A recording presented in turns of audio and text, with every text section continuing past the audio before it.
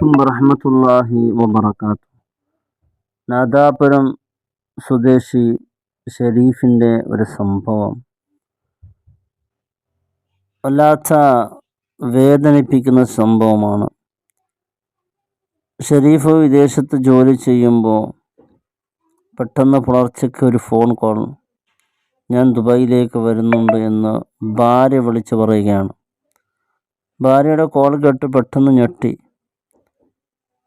ഷെരീഫ് ഭാര്യയെ സ്വീകരിക്കാൻ വേണ്ടി എയർപോർട്ടിലെത്തി.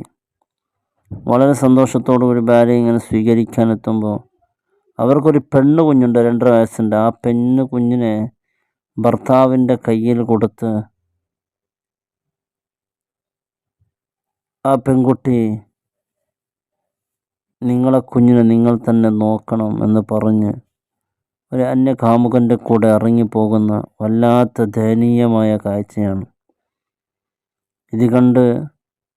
കാരണം ഹോട്ടൽ പണിയിൽ ജോലി ചെയ്യുന്ന ഷെരീഫിന് എന്ത് ചെയ്യണമെന്നറിയാതെ ഗത്യന്തരമില്ലാതെ ഭാര്യയുടെ കാമുകൻ്റെ കാലിൽ വീണ് അവളെ വിട്ടു തരണം, കാരണം നമുക്ക് ചെറിയൊരു കൊച്ചുള്ളതാണ്, നമ്മുടെ ജീവിതത്തെ ഒരിക്കലും തകർക്കല്ലേ, കാരണം എവിടെ വെച്ച് ഞാൻ ബാച്ചലർ റൂമിൽ താമസിക്കുന്നവനാണ്, ഒരു കുഞ്ഞിനെ ഒരു പെണ്ണില്ലാതെ നോക്കാൻ വയ്യ, അതുകൊണ്ട് നമ്മുടെ ഈ ദാമ്പത്യ ജീവിതത്തിൽ ഇടപെടല്ലേ എന്ന് കരഞ്ഞ് അവൻ്റെ കാലിൽ വീണിട്ട് പോലും അവനൊന്നും ഗൗനിക്കാതെ അവളുമായി പോയി.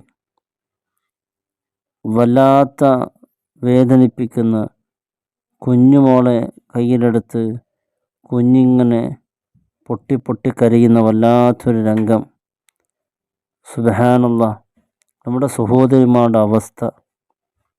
കാലകാലം ഈ ദുനിയാവിൽ ജീവിക്കുമെന്ന് മോഹിച്ചു പോയവരാ. തീർച്ചയായും ഭർത്താവിൻ്റെ മനസ്സ് വേദനിപ്പിച്ച് ആ കുഞ്ഞുമോളുടെ മനസ്സ് വേദനിപ്പിച്ചിട്ടുള്ള ഈ ഓട്ടം ഒരിക്കലും ഗതി പിടിക്കുന്നതല്ല. നമ്മുടെ സഹോദരിമാരുടെ ഒരു അവസ്ഥ നോക്ക്.